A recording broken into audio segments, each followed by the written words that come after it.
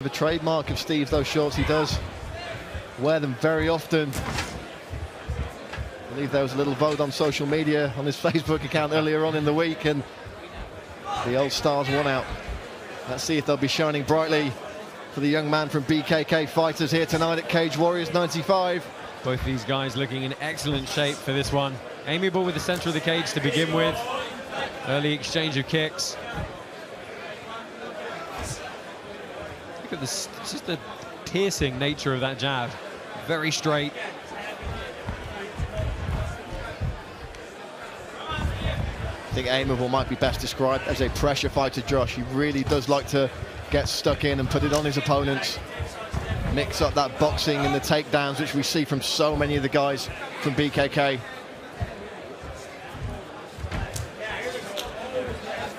Yeah, Aimable the one commanding the center of the cage at the moment. But both guys just with the single sporadic strikes. 4 inches taller is Paull McBain, so let's see if he can bring that to bear in this one. Looking to stay just outside the danger zone of Steve Aimable.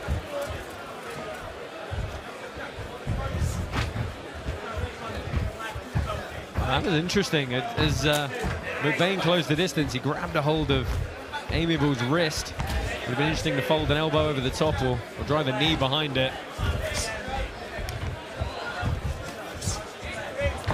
That jab of McBain's is very, very accurate.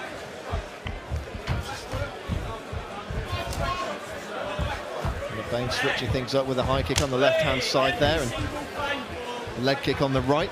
Yeah, that one landed very solidly. Aimable went to check, just didn't quite lift the leg high enough. Took the brunt on the thigh.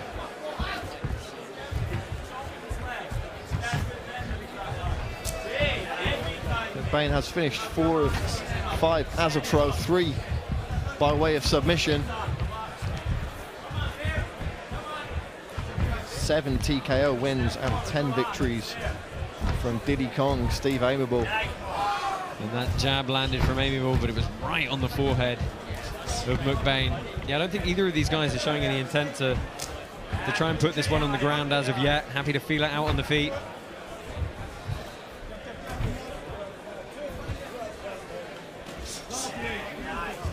Aimable looking for the 2-piece there, didn't land it, but he's keeping McBain honest. McBain shooting back with some of his own. Nothing incredibly significant landed so far, Josh, but a good feeling out period in the first 3 minutes of this contest. Yeah, they both landed a few short ones, but look how quickly McBain jumped on that neck. It made Aimable forget all about that single leg transition. You know, and that's a legitimate method of defense. If you don't want to wrestle, straight wrestle defense, you can't just go straight after a submission. And a threat on the neck, you know, if you get that chin strap tight enough and those kind of 10-finger guillotine variations, you can put so much pressure on your opponent so quickly that they really have to think about the defense. Both men throwing out the leg kicks there and nullifying each other. That was just timing from McBain. Excellent timing to get in on the takedown, but the explosiveness of Aimable is going to make it very hard to keep on the mat.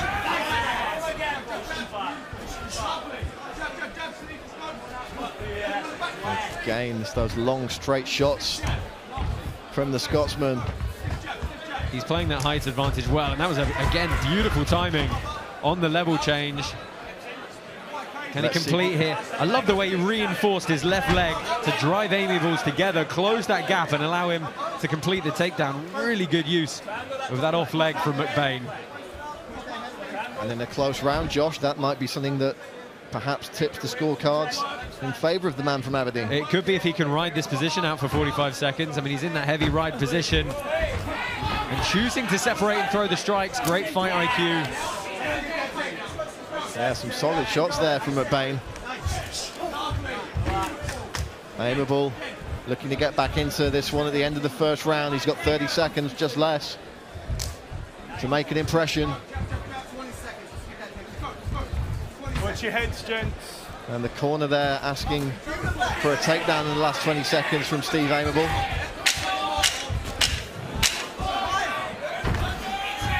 Well, both guys clashing in the center with strong shots, but Aimable's not going to finish with that takedown. Both guys landed some short shots in that round, Josh. It's Aimable looking like he's weighing the worst of the battle damage as we take a look back at some of the action there. Yeah, so this was Aimable almost completing the takedown. Good overhook. And here he times in, drives him against the cage, and you see how he just reaps that leg beautifully. But able to scramble up very quickly with McBain, and I love how he just separated here and chose to throw the strikes from the frames. Yeah, 3 solid shots, and there was a kick just after that exchange as well for McBain. All points on the board. And McBain looking fine up here in the corner. Yeah, he does look like he's ready to get stuck in, doesn't he?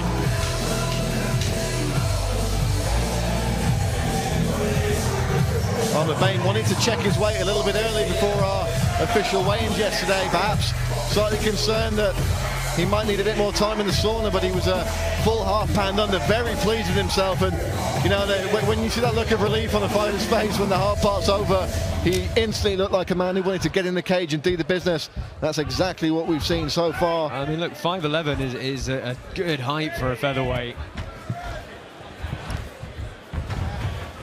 He's been trying to use the range here, but Aimable dynamic with his striking and response. Aimable just wearing a little mouse under the right eye, but nothing massively significant there. It's the second or third very chopping leg kick from the Scotsman. Nice jab there through the defences from Steve Aimable.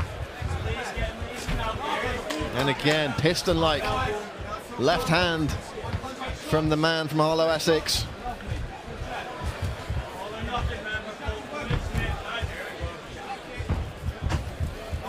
Taking a commanding stance in the centre of the cage is Aimable. McBain happy to dance around him, though, it seems, Josh, at this stage. Yeah, no one can say Aimable doesn't put that jab to good use. Been leading a lot with it, but good hooks in response. Yeah, 3 big shots there from the man from Aberdeen, and that's got to fill him with confidence. Credit to Steve Aimable, though, he took them on the chin. Just stepping in with that push elbow. I feel like McBain's maybe mixing the strikes up a little bit more.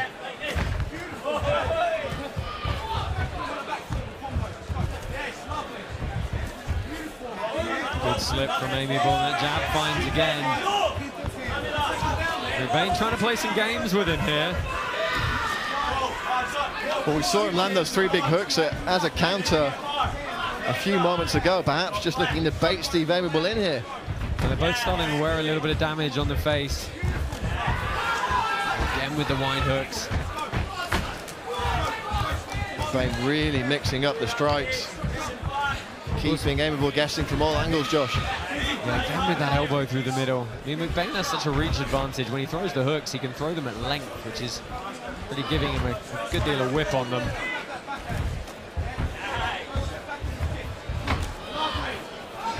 Aimable's taken a few shots, but he's not looked hurt at any point in this fight. I mean, you can't fault the work rate of either of these guys either. I mean, there's a lot of volume. They're throwing a huge amount of strikes.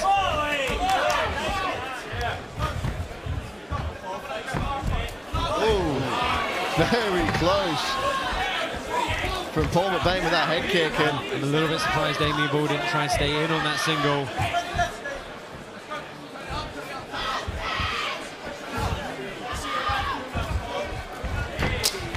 oh, nice leg kick on the end of that combo from the Scotsman.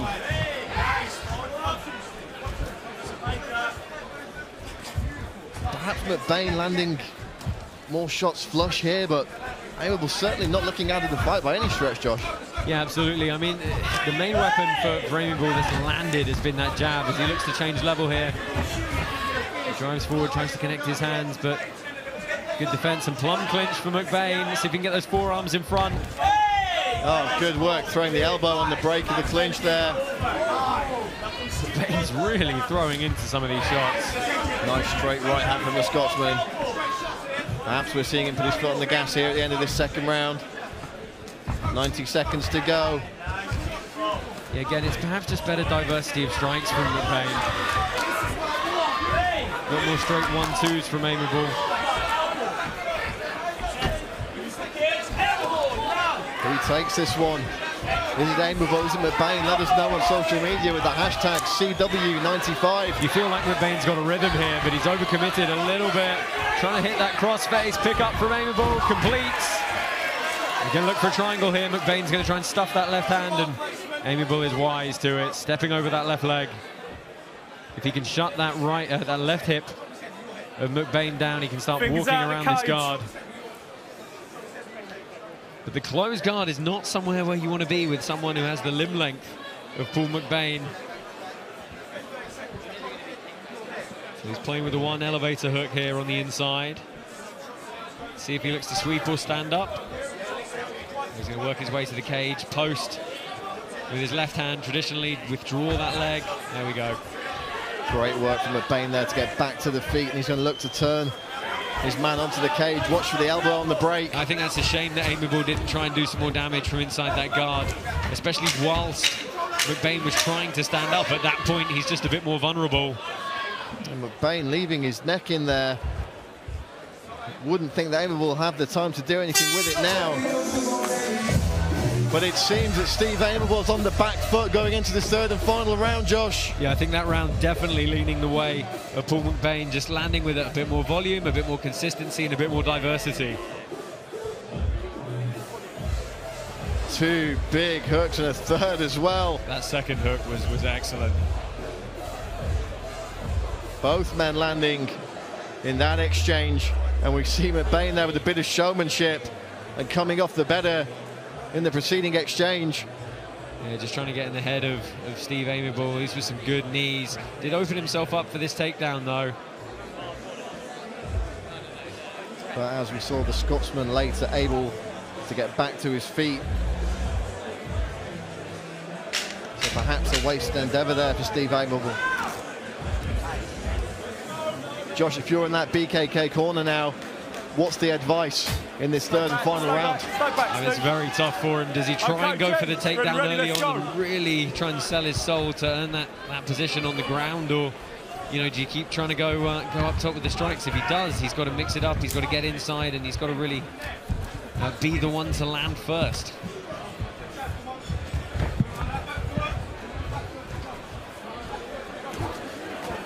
Oh, big combination from McBain to open this third and final round. Darts in with the elbow, but went just wide.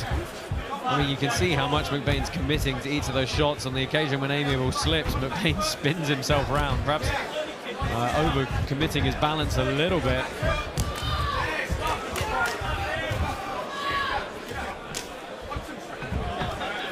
Oh, a little clash of heads there, but no harm, no foul.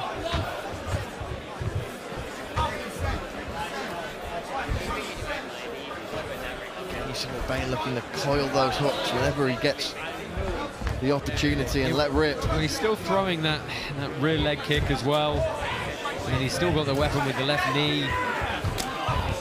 Again, you just feel like he's putting more tools to good use. Nice clean shot from Steve Aimable there. Good. Good. Low.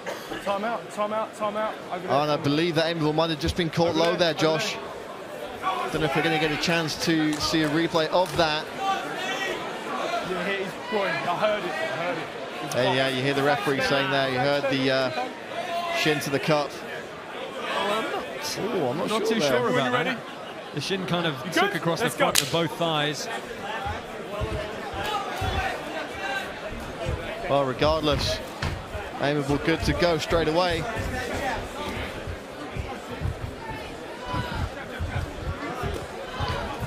Exchange of jabs. And so much of this fight has been close quarters, rapid fire exchanges.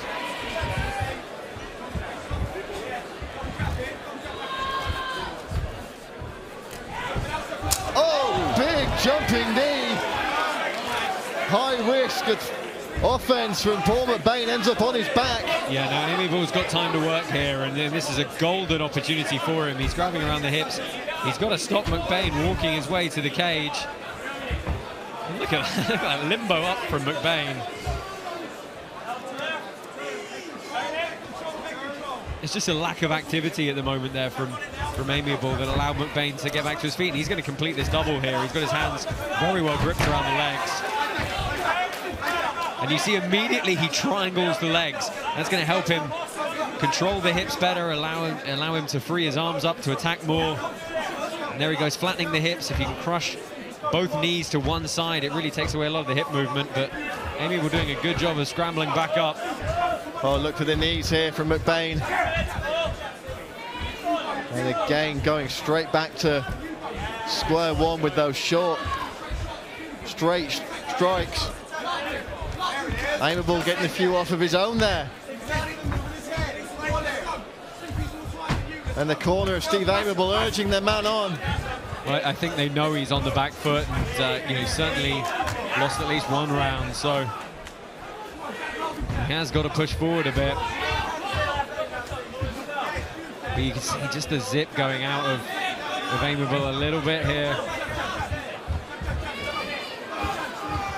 So hot and humid night in London. Neither man really showing signs of too much fatigue from the heat. Showing a few signs of fatigue from 3 rounds of throwing non-stop shots. I mean, the work rate's been excellent throughout, it really has.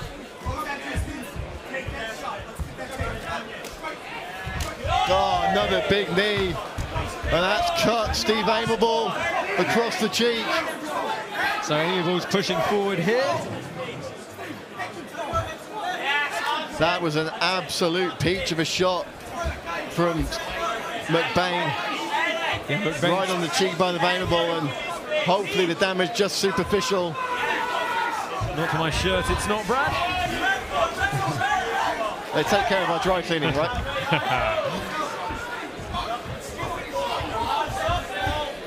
There's not too much swelling yet, so looks like it's just a cut. Yeah, I mean, I think Aimable's lucky this has opened up in this late in the fight and not early on. It could have been a lot worse, but it's under the eye, so unless he ends up on his back, it's not going to impede his vision all that much. Well, you know, the gloves of McBain are bloody now, so, you know, a few jabs to the eyes. Oh, McBain really piling it on here. Final 20 seconds. Yeah, I think he's spurred on.